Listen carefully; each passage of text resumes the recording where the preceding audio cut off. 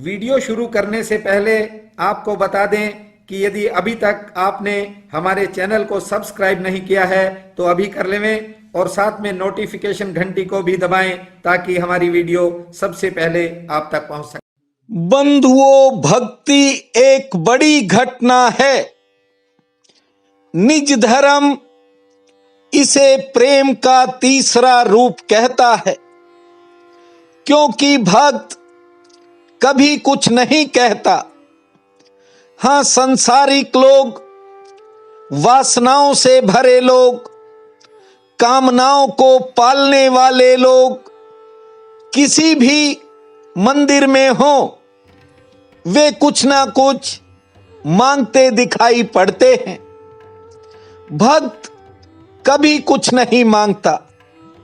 भक्त तो स्वर्ग और बैकुंठ भी नहीं मांगता। मांग उठते ही भक्ति पतित हो जाती है, काम हो जाती है।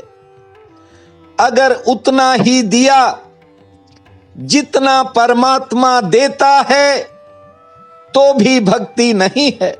भक्ति तो तभी भक्ति है जब अशेष भाव से भक्त अपने को पूरा उड़ेल देता है। जानते हो भक्त हमेशा क्या कहता है कि जो भी मिला उस करुणा निधान भगवान की अनुकंपा से मिला, अनुग्रह से मिला। मैंने कभी नहीं मांगा था, उसने दे दिया। उसकी अपनी इच्छा थी, मैं इसके लायक भी नहीं था जो उसने मुझे दे दिया। लेकिन संसारिक लोग जब कोई काम बन जाता है तो भीतर भाव ये होता है कि ये मैंने कर लिया, ये मेरे करने से हो गया, ये मेरे प्रयासों का फल है। लेकिन बंधुओं, जीवन में एक बात को याद रखना, निज धर्म ने क्या कहा है? निज धर्म कहता है कि जिंदगी में कुछ ऐसा भी है जो आदमी के प्रयास से ऊपर है। इंसान की सभी कोशिशों से बड़ा है, उसे भाग्य कहते हैं। और भाग्य से कोई लड़ नहीं सकता। जो भाग्य से लड़ने का प्रयास करेगा वह और ज्यादा उलझ जाएगा। कर्म मनुष्य के हाथ में है, लेकिन उसका फल परमात्मा द्वारा लिखे गए भाग्य के अनुसार ही मिलता है। मेरी बात को थोड़ा गहराई से समझने का प्रयास करें। कभी कभी आदमी ठीक से सो नहीं पाता, बड़ी कोशिशें करता है, बड़े उपाय करता है, लेकिन सब कोशिशें बेकार हो जाती हैं और फिर अचानक नींद आ जाती है। हमेशा इस बात का ध्यान रखो, आपको नींद में ले जाना ये परमात्मा का काम है, ये आदमी का काम नहीं है। इसलिए कहता हूं, ये जो जीवन मिला है ये परमात्मा की भेंट है, ये उसका प्रसाद है। लेकिन दुर्भाग्य ये है कि आदमी धन संपदा कमाता रहता है, लेकिन जीवन को कमाने से वंचित रह जाता है। और ज्यादातर लोग जीवन को गंवा कर ही जाते हैं। कमाता तो कभी लाखों में कोई एक है। बार बार आपसे कहता हूं, यह सुनहरी अवसर है। आप चाहो बहुत कुछ साबित कर सकते हो, आप चाहो इसे बना सकते हो, आप चाहो तो इसे मिटा भी सकते हो। ये जिंदगी एक ऐसा चौराहा है जहां आप अपना रास्ता खुद चुन सकते हो। यहां रास्ते स्वर्ग को भी जाते हैं और नरक को भी जाते हैं। फैसला इंसान के खुद पर निर्भर करता है। चाहोगे तो ये जिंदगी अमृत का रूप ले जाएगी और यदि चाहा तो ये जहर में भी बदल सकती है। एक राजा महात्मा से मिलने के लिए उसकी कुटिया पर गया। महात्मा सत्संग कर रहा था। राजा ने जाकर के प्रणाम किया, थोड़ा सा झुका। राजा था, भीतर अकड़ कायम थी। ऐसा लगता था मानो फॉर्मेलिटी कर रहा हो।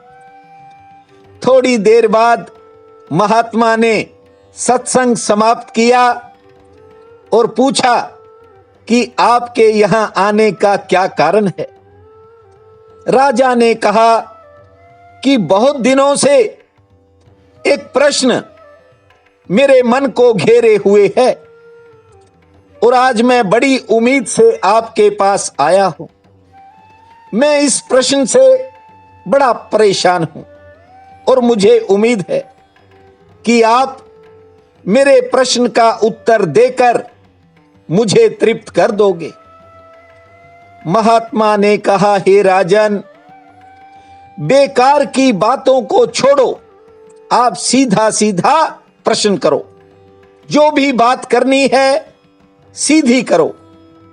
ठीक कहा महात्मा ने। यहां ज्यादातर लोग बातों को घुमाते फिराते हैं, सीधी बात नहीं करते। यह मेरा निजी अनुभव है।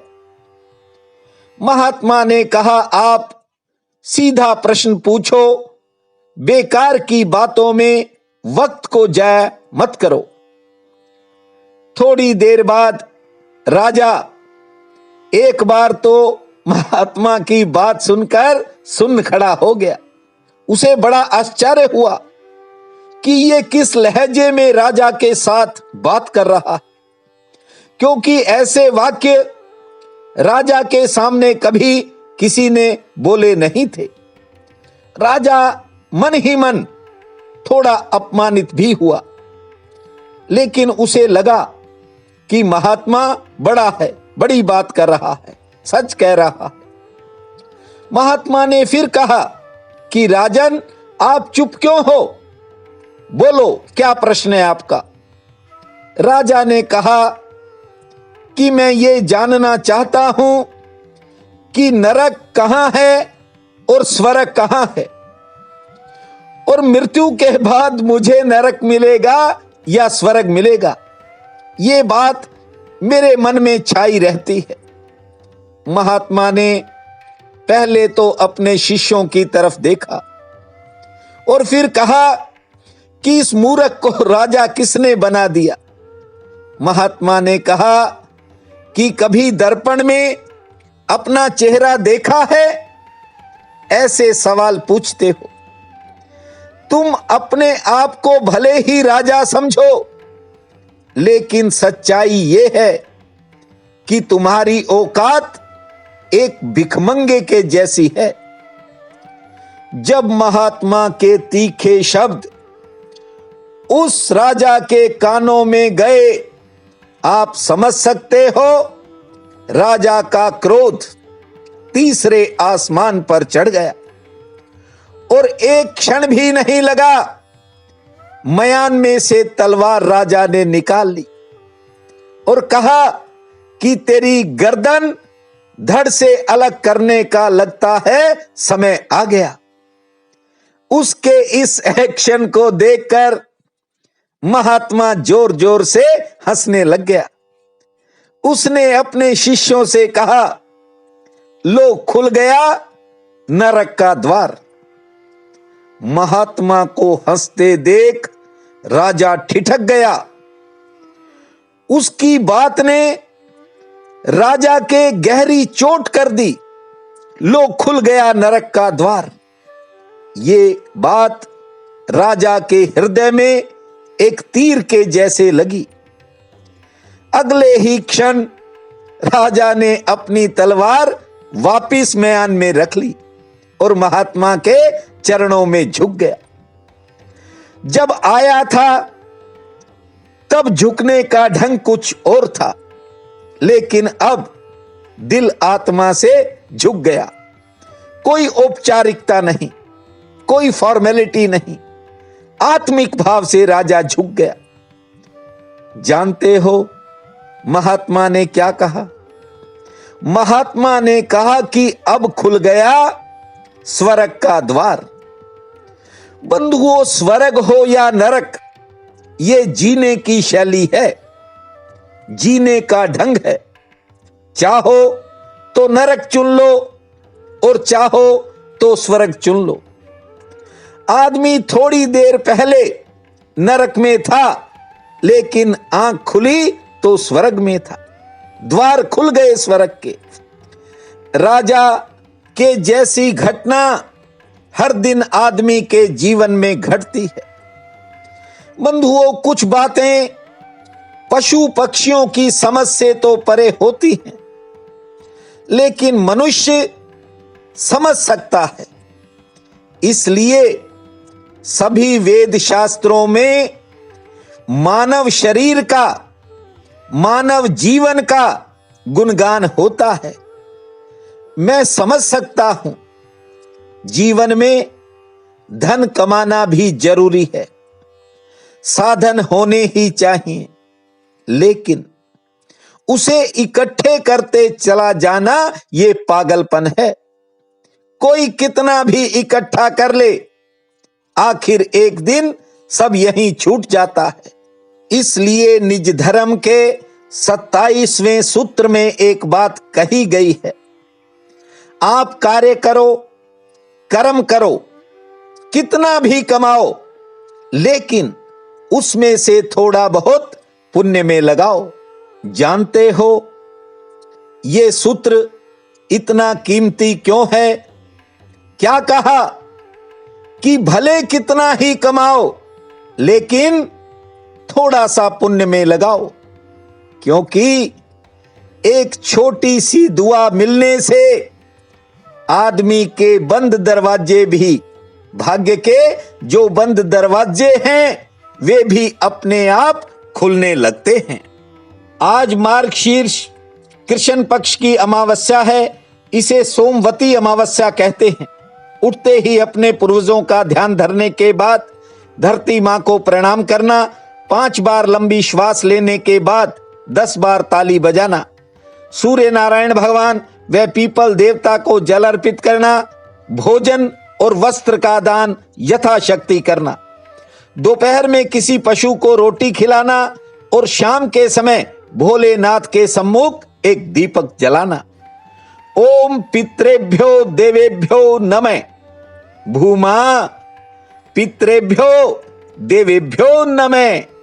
ओम पितृभ्यो देवेभ्यो नमः। भूमा पितृभ्यो देवेभ्यो नमः। इस महामंत्र को 9 बार जपना समय मंगलमय रहेगा। प्रिय बंधुओं व मातृदेवी शक्तियों, आज 14 दिसंबर दिन सोमवार है। आप सबको मेरा नमस्कार है। आज का राशिफल इस प्रकार है। मेष, महत्वपूर्ण कामों में कामयाबी का दिन है। आज किसी क्षेत्र में सोया भाग्य जाग सकता है। हालांकि सेहत पक्ष थोड़ा नरम भी रह सकता है। कोई नया संपर्क बनेगा। कारोबार में व्यस्तता बढ़ सकती है। वृषभ, सरकार से संबंधी कामों में इंतजार करना पड़ सकता है। कोई पुराना मसला हल होने के संकेत हैं। कारोबार से लाभ मध्यम श्रेणी का होगा। मित्रों से मिलन का दिन बनेगा। मन थोड़ा किसी बात के कारण दोपहर बाद बेचैन हो सकता है। मिथुन, आज किसी विशेष सहयोग से आपकी कोई पुरानी कठिनाई दूर होगी। किसी समस्या का हल निकलने का योग है। घर संबंधी, घर परिवार में कुछ नए खर्च सामने आएंगे। आमदन के लिए दिन ठीक है। मेहमान आ सकते हैं। कर्क, भौतिक सुखों में बढ़ोतरी होगी। रोजगार से आमदन ठीक होगी। स्वास्थ्य पक्ष थोड़ा नरम है और आज किसी काम में किसी पर ज्यादा विश्वास करने की बजाय स्वयं फैसला लेना, भाग्य का सितारे पक्ष में रहेंगे। सिंह, रुके हुए कामों में अचानक तेजी आ सकती है। कारोबारी सितारे दिन भर पक्ष में रहेंगे। आर्थिक पक्ष भी ठीक रहेगा। यात्रा की किसी योजना पर विचार होगा। घरेलू मोर्चे पर थोड़ा बहुत खर्च बढ़ सकता है। कन्या, धन लाभ के लिए आज का दिन ठीक रहेगा, लेकिन आज लापरवाही न करें। आलस्य के प्रति सचेत रहें। आमदन का कोई नया अवसर मिल सकता है। सेहत ठीक रहेगी। मेहमान आगमन का योग है। तुला, आज किसी करीबी के साथ किसी बात को लेकर बहस हो सकती है, कहा सुनी हो सकती है, मन मुटाव भी हो सकता है। सचेत रहना होगा। कारोबारी सितारे ठीक हैं, आमदन ठीक होगी। सेहत के प्रति भी आज थोड़ा सचेत रहें। वृश्चिक, आज कोई काम बनने से सुखद भविष्य का रास्ता प्रशस्त होगा। समाज में रुतबा बढ़ सकता है, लेकिन कोई निजी चिंता मन को घेरेगी। सेहत के लिए दिन ठीक रहेगा और रोजगार से आमदन भी ठीक होगी। धनु, आमदन के लिए दिन आज मध्यम श्रेणी का आपके लिए रहेगा, लेकिन आज कुछ पुराने कामों में सफलता मिलेगी। थोड़ी बहुत यात्रा भी हो सकती है और परिवार में किसी बात को लेकर तनाव का योग है। थोड़ा संयम से काम लेना होगा। मकर, किसी पुराने व्यक्ति से, करीबी से आपका मिलन होगा। व्यापारिक कामों में थोड़ी बहुत बाधाएं भी सामने आ सकती हैं। कानूनी कामों में, निजी चिंताओं में राहत मिलेगी। आमदन के लिहाज से दिन ठीक है। कुंभ, कारोबार के लिए उतार चढ़ाव भरा दिन रहेगा। महत्वपूर्ण कार्य कोई सफलता की तरफ बढ़ सकता है। मन में किसी के प्रति संदेह पैदा हो सकता है। खान पान में सावधानी रखें। बाद दोपहर बिगड़े काम में सुधार होगा।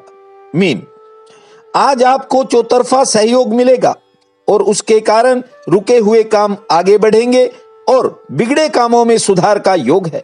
गृहस्थ में समय ठीक बीतेगा। सेहत भी ठीक है और आज संतान संबंधी कामों पर कुछ नए खर्च हो सकते हैं। आज का ये दिन आप सबके लिए अति शुभ फलदायी हो, यही मेरी प्रार्थना है। आप सबका बहुत बहुत धन्यवाद।